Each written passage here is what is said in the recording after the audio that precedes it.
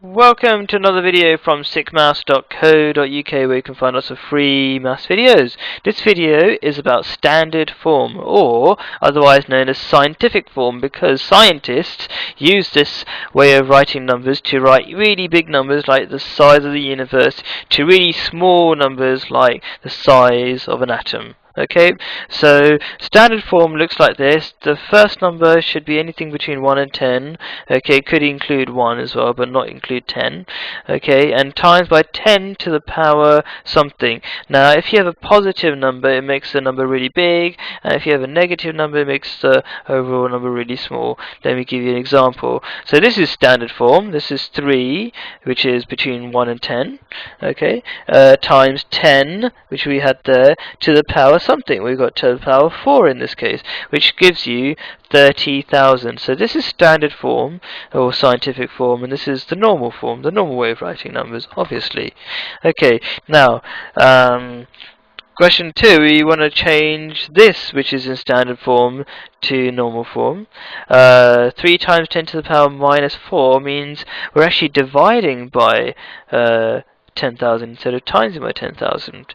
Okay, or moving the decimal place 4 places the other direction, i.e. to make it smaller. So if the decimal place is behind here, it doesn't actually say 3.0, does it? But 3 is the same as 3.0.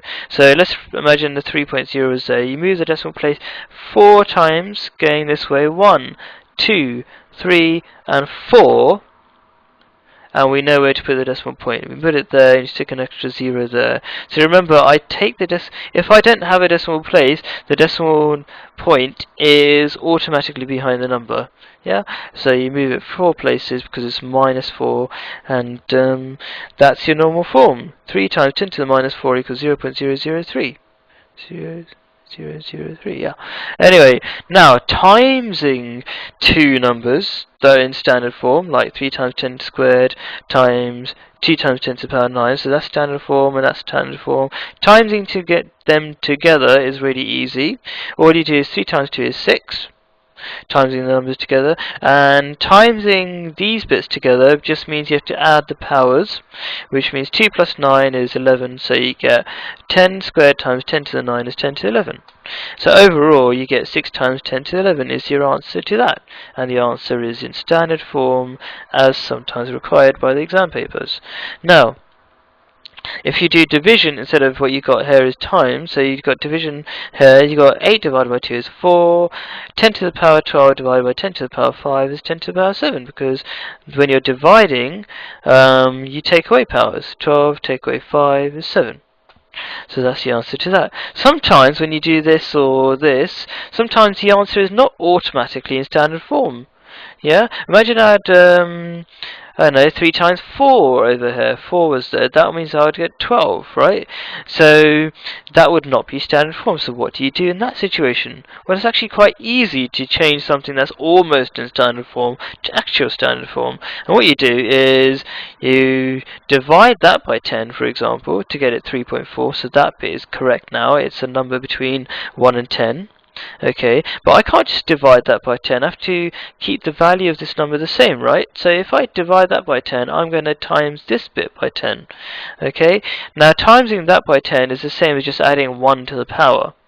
Okay, so that became 3.4, and that became 10 to the power 7. There you go, 3.4 times 10 to the power 7. So this is the same as that, except for this is this is the same value as that, sorry, except for this is in standard form. Now, what happens if you add two numbers in standard form? Well, this is when you have to get a little bit clever. 5 times 10 to the power 6, I'm just going to write it as 5.00 times 10 to the power 6, okay? Now, if I want to add these two together, it's much easier if they're both to the same power. Yeah? So, what I'm going to do is I'm going to times this by 100, or add 2 to this power.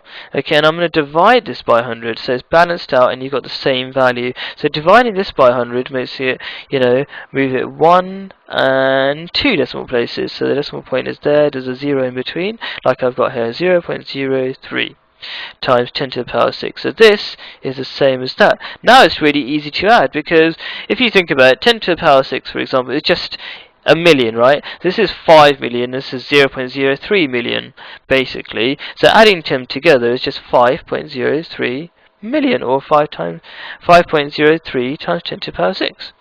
And that's it. Easy as that.